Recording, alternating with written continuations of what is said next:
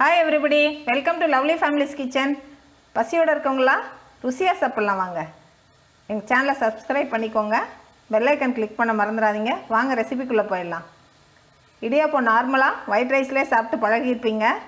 இப்போ புதுசா மாப்பிள்ளை சம்பா அரிசியில ட்ரெடிஷனல் ரைஸ் அதில் எப்படி இடியாப்பம் பண்ணலாம், மாவு எப்படி ப்ரிப்பேர் பண்ணலாம் அந்த மெத்தட் இப்போ பார்க்க போகிறோம். வாங்க பார்க்கலாம்.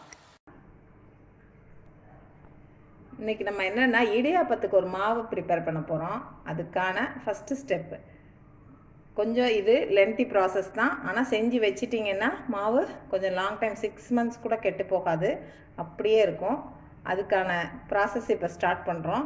என்னென்னா இங்கே பாருங்கள், இது வந்து மாப்பிள்ளை சம்பா அரிசி. இது வந்து நம்மளோட ட்ரெடிஷ்னல் ரைஸ். இதெல்லாம் விட்டுட்டோம், மறந்து எவ்வளோ தூரம் வந்துட்டோம். வெறும் ஒயிட் ரைஸாக யூஸ் பண்ணிக்கிட்டு இருக்கோம். நம்ம சாப்பிட்ற ஒயிட் ரைஸில் வெறும் கார்போஹைட்ரேட் மட்டும்தான் இருக்குது. அது மற்ற எல்லாத்தையுமே ரிமூவ் பண்ணி ஜப்பான் டெக்னாலஜி அது இதுன்னு பண்ணி நம்மளுக்கு ரைஸ் என்ன இதில் வருதுன்னா வெறும் கார்போஹைட்ரேட் மட்டும்தான் நமக்கு இப்போ தந்துட்டுருக்காங்க. அதுதான் நம்ம சாப்பிட்டுட்ருக்கோம். இதெல்லாம் நம்ம விட்டுட்டோம்.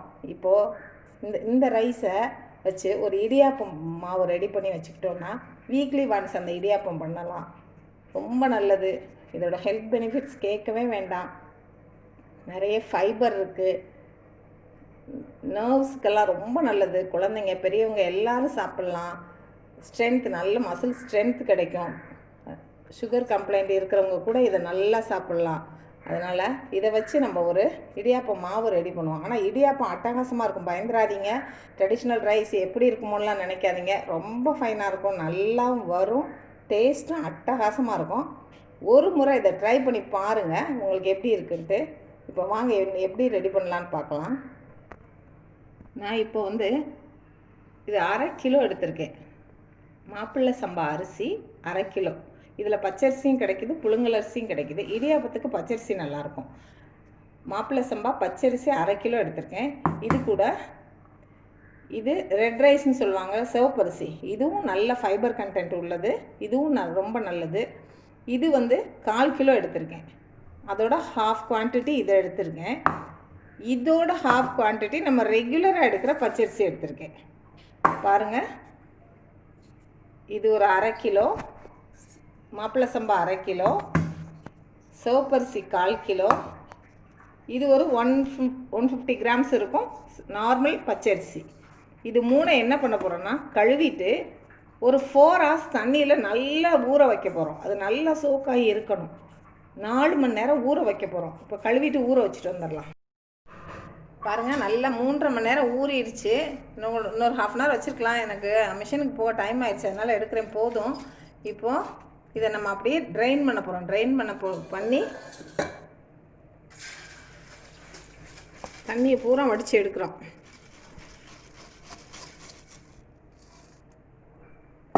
ஆயிடுச்சு. இப்போ என்ன பண்ண போகிறேன்னா டைனிங் டேபிளில் ஒரு கிளாத் விரித்து அதில் கொஞ்சம் நேரம் விரித்து விட போகிறேன். ட்ரை பண்ண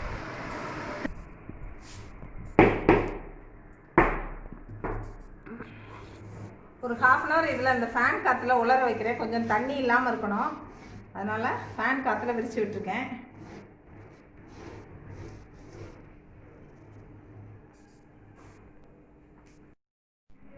பாருங்கள், நல்ல அரிசி ஊறி இருக்கு, அதே நேரம் கையில் விட்டலை.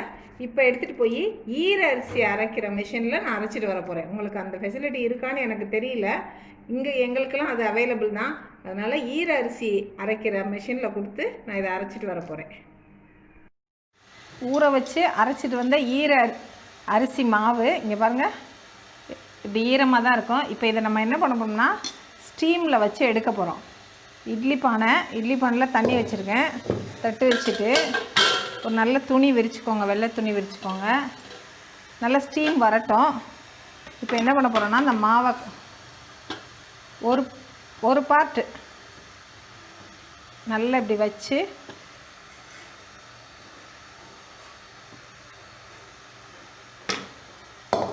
இப்படி துணி வச்சு இப்படி க்ளோஸ் பண்ணி லிட்டை வச்சு மூடிடுறோம்.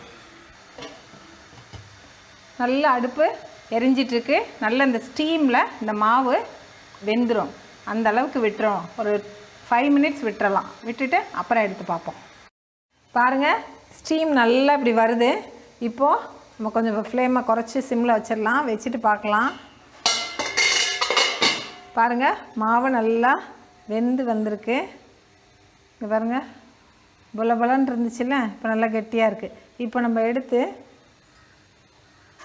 இதை எடுத்துடலாம்.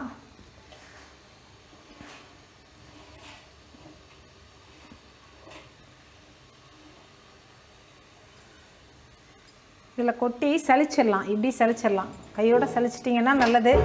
இல்லைன்னா கொஞ்சம் ஆறின பிறகு கூட நீங்கள் சலிச்சிடலாம்.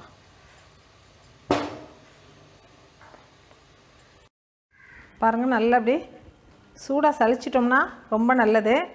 சரி, உங்களால் முடியல அப்படின்னா கொஞ்சம் ஆற விட்டுட்டு கூட சலிங்க, அதனால் ஒன்றும் தப்பு இல்லை. நல்லா சலிச்சிருங்க.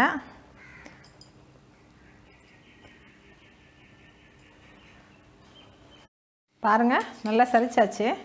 சும்மா லைட்டாக இப்படி இருக்குது. இது ஒன்றும் இல்லை, நீங்கள் தோசை மாவு வச்சுருப்பீங்கள்ல, அதில் கூட கொட்டி விட்டுறலாம். ஒன்றும் வேஸ்ட் பண்ணிடாதீங்க, தோசை மாவில் கொட்டி விட்டுருங்க.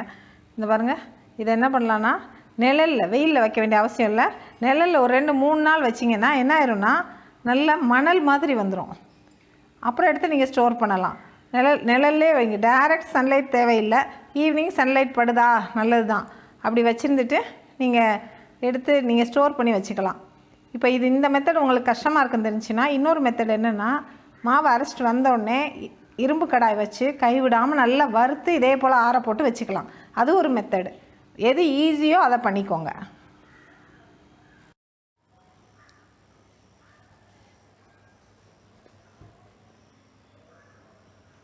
நம்ம உலர வச்சுருந்த மாவு பாருங்கள், நல்லா மணலாக நல்லா வளர்ந்துருச்சு பாருங்கள். 2 நாள் வீட்டில் உள்ளேயே நிழல்லே ட்ரை பண்ணியிருந்தேன். ஒரு ½ டே சன்லைட்டில் வச்சுருந்தேன். இப்போ அக்டோபர் தான், அதனால் ரொம்பலாம் வெயில் இருக்காது. ஒரு ½ டே சும்மா வச்சுருந்தேன். இனிமேல் எடுத்து ஸ்டோர் பண்ணலாம். பாருங்கள், இப்போ வாங்க இது எப்படி இடியாப்பம் புளியலான்னு பார்க்கலாம். இந்த கப்பில் 1 கப் மாவு எடுத்திருக்கேன். ஒரு ½ ஸ்பூன் கிட்ட உப்பு, இடியாப்பத்துக்கு தேவையான உப்பு. இதை நல்லா கலந்துட்டு, நம்ம யூஸ்வலாக எல்லா இடியாப்பம் பண்ணுவோம்ல அப்படி தான், தண்ணி நல்லா கொதிச்சிடணும். பாயில்டு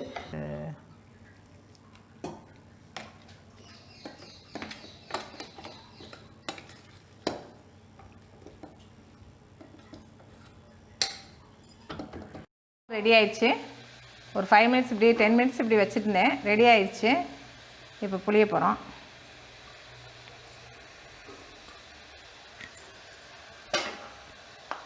நீங்கள் நார்மலாக இடியாப்பம் புளியறீங்களா அதே தான் மெத்தடில், ஒன்றும் இதில் மாவு ப்ரிப்பரேஷன் மட்டும்தான் டிஃப்ரெண்ட்டு.